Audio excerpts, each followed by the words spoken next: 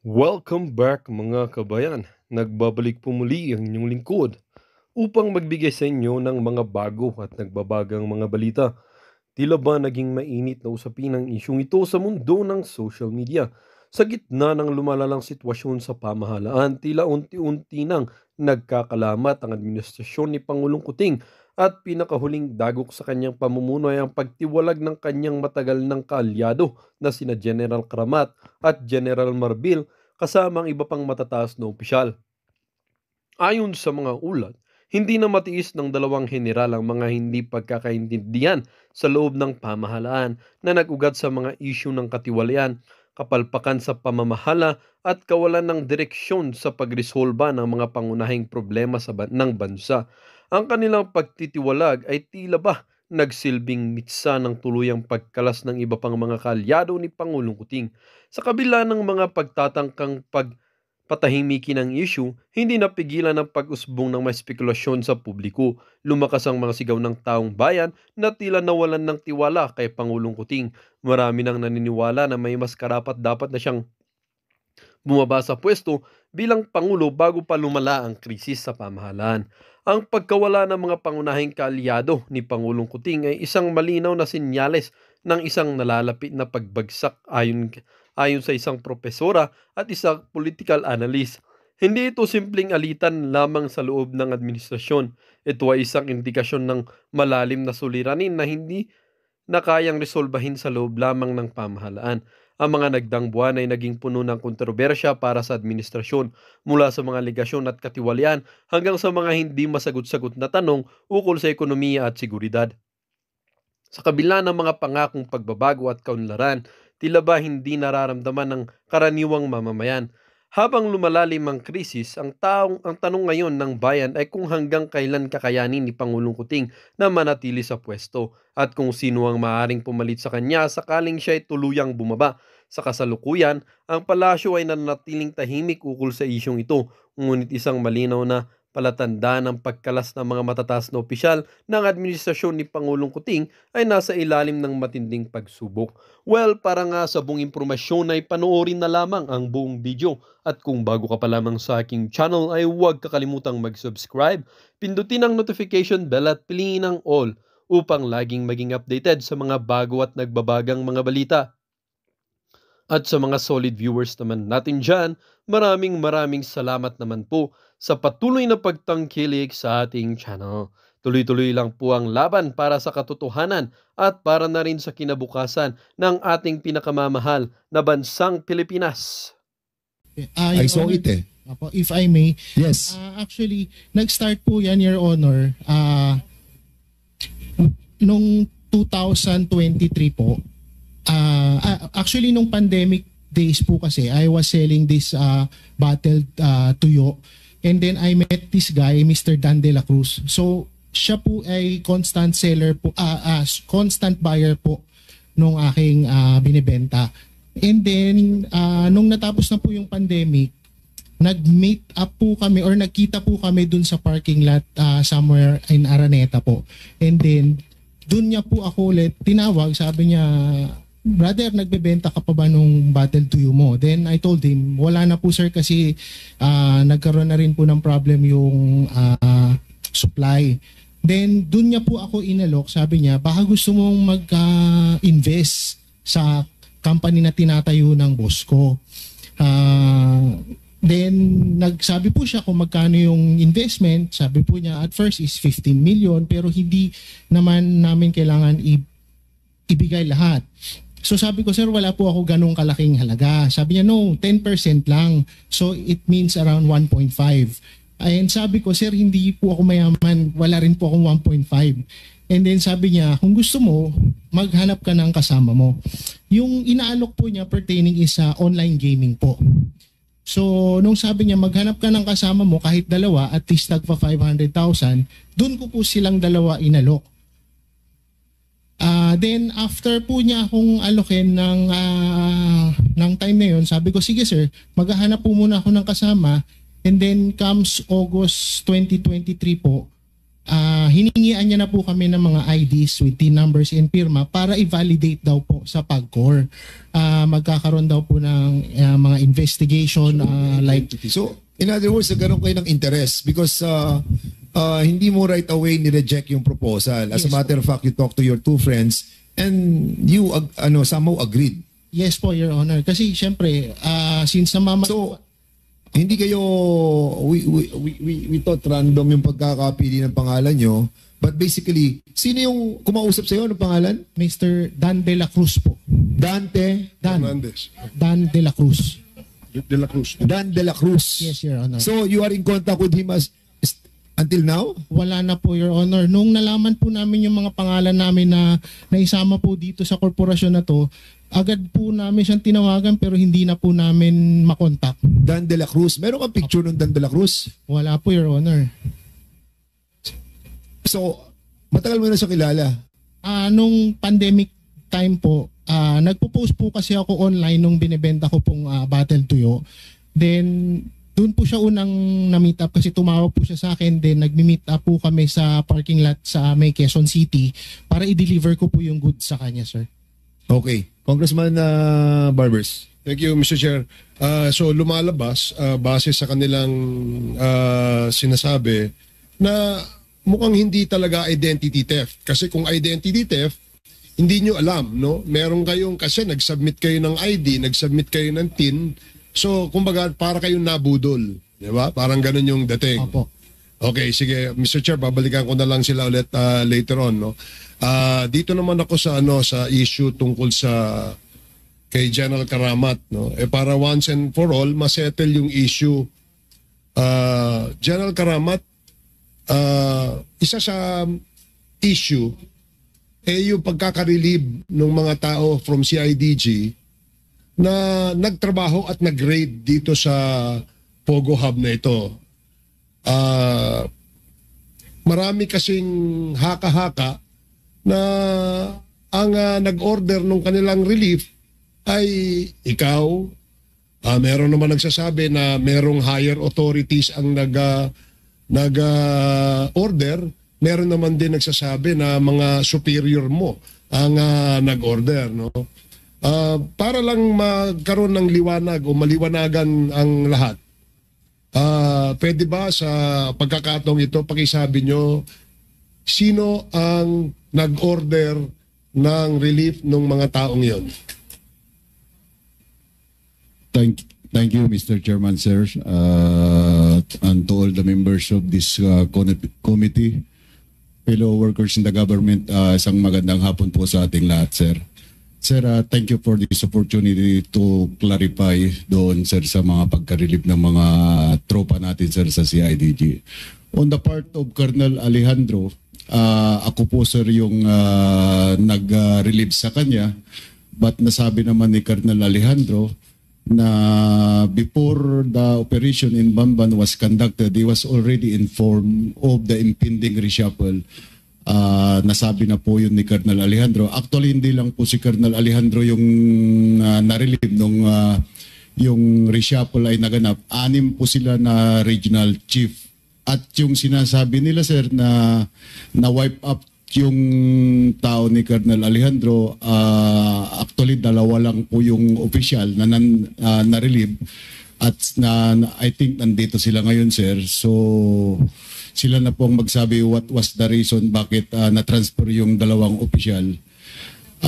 I think I submitted already to the committee secretariat regarding the reasons pagka-relieve ng mga sinasabi nilang na-wipe out doon, sir, sa Region 3 nung pagkatapos ng operation, sir, sa Bamban. Another thing, sir, hindi po na-dismiss po yung kaso or RFI as was previously mentioned.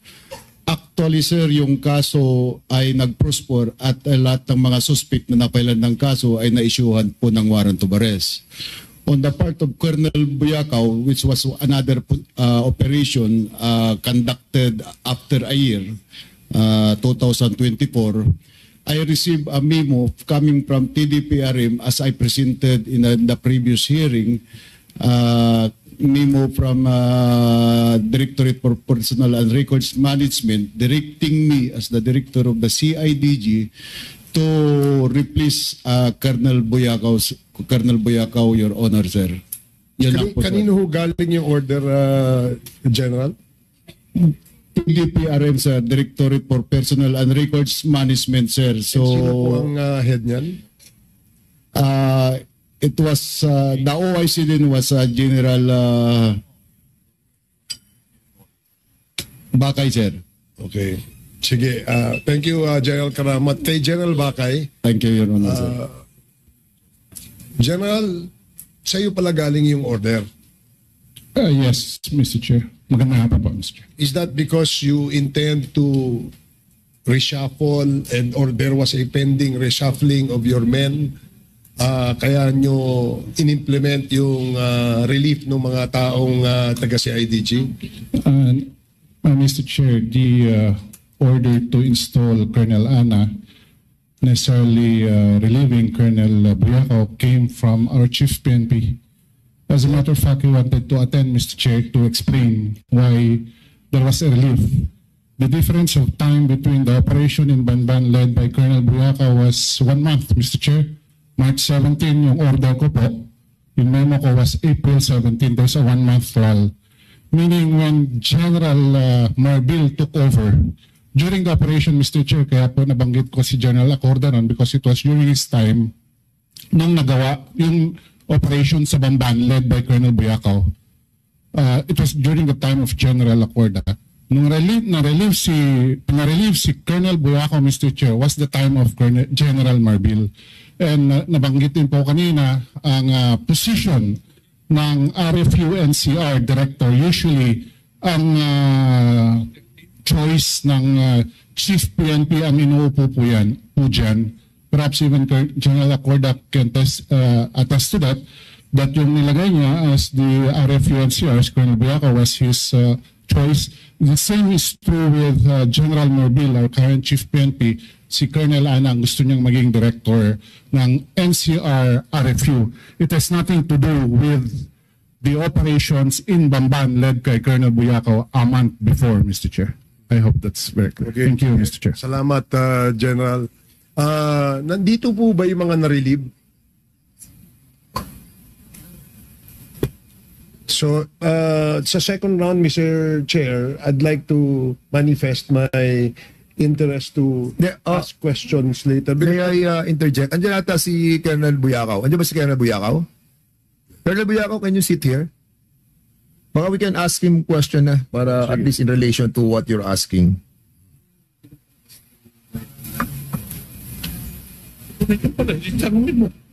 Yan nga, andito pala.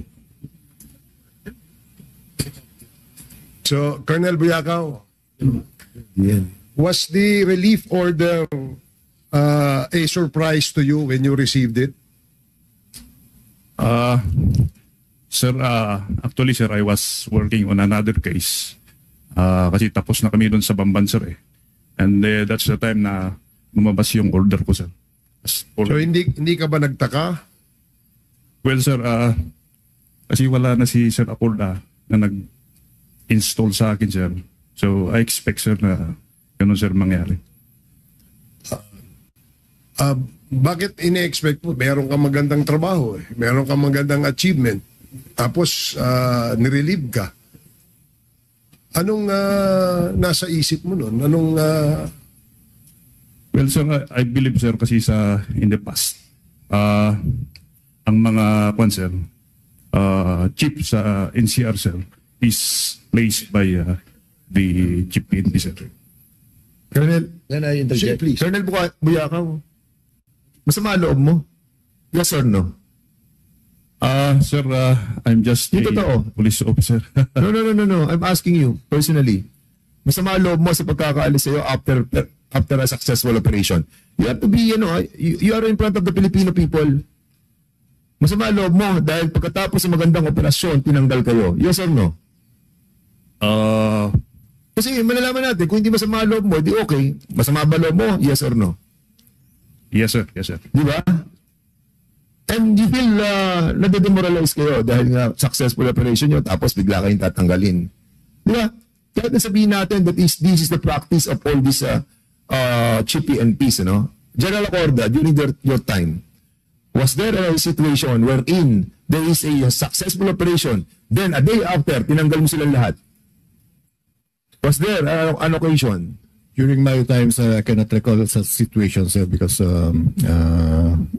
talagang duly informed naman ako sa lahat ng mga operation, and except if there are some demeanors in the operation conducted, doon lang nagkakaroon ng relief, sir.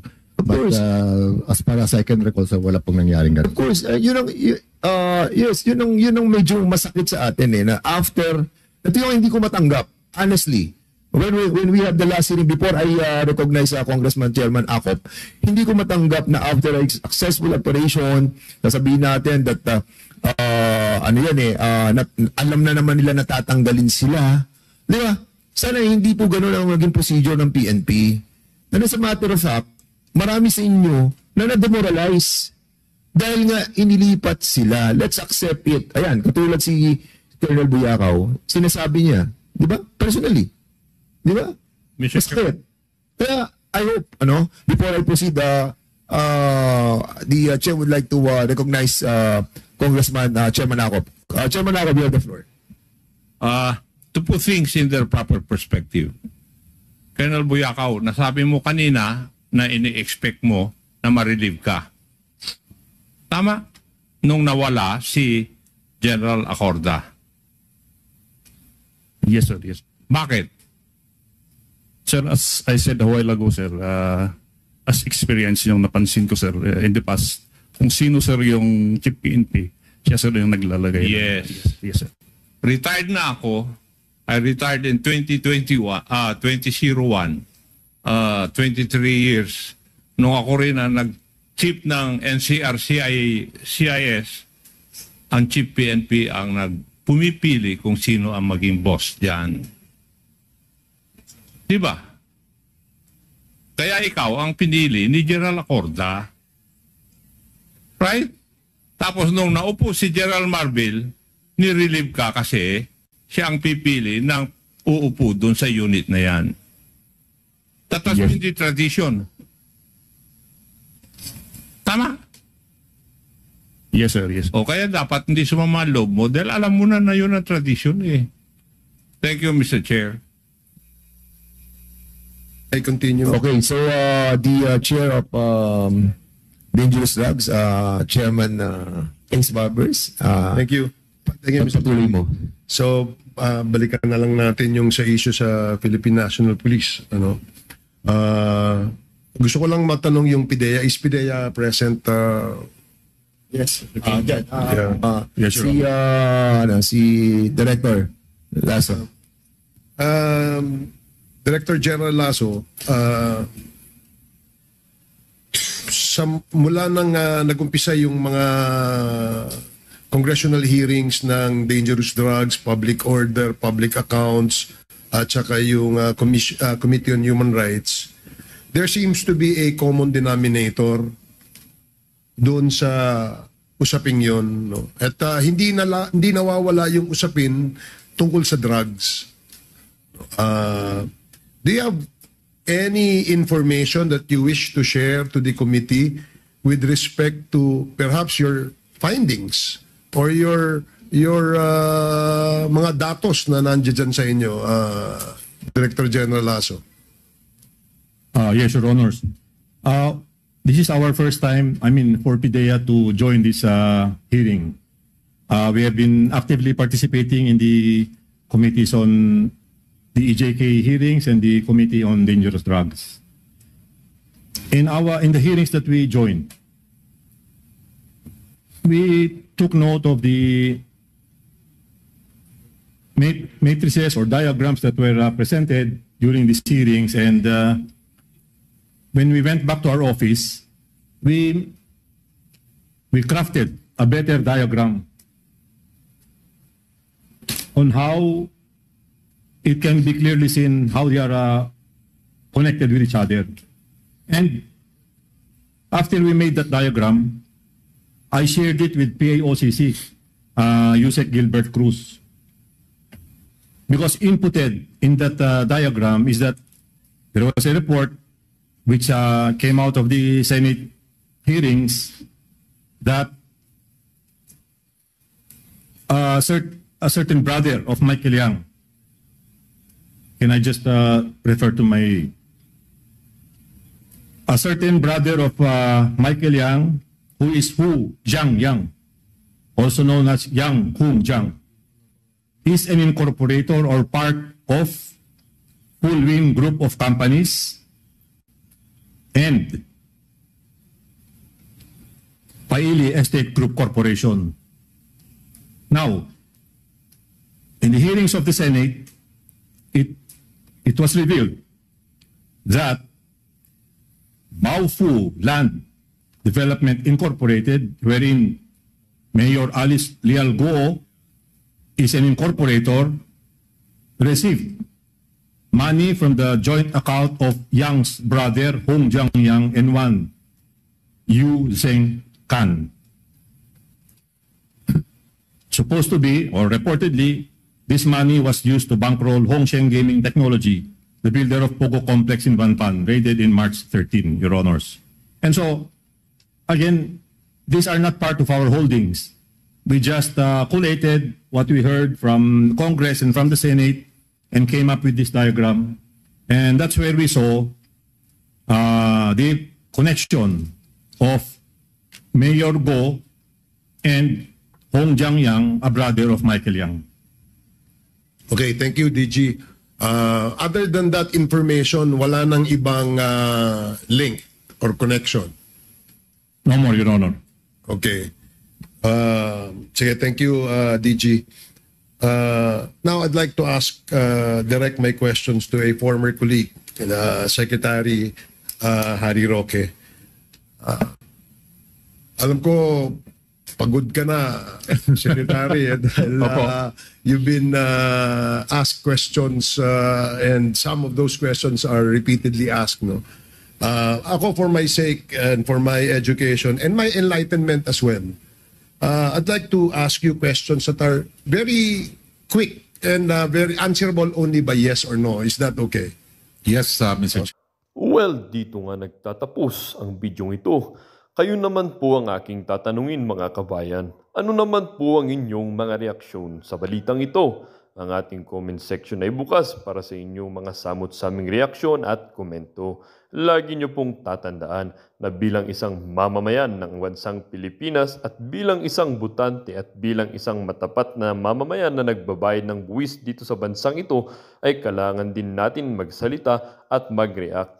Huwag kakalimutan, do not let your thoughts left unspoken. As citizen of this country, your thoughts matters. Muli po, kung bago ka pa lamang sa aking channel, huwag kakalimutang mag-subscribe at pindutin ang notification bell upang laging maging updated sa mga bago at nagbabagang mga balita. Huwag din kakalimutang mag-iwan ng like at i-share ang bidyong ito upang ang inyong pamilya, kaibigan at kakilala ay maging aware din sila sa kung anong nangyayari sa ating pinakamamahal na bansang Pilipinas.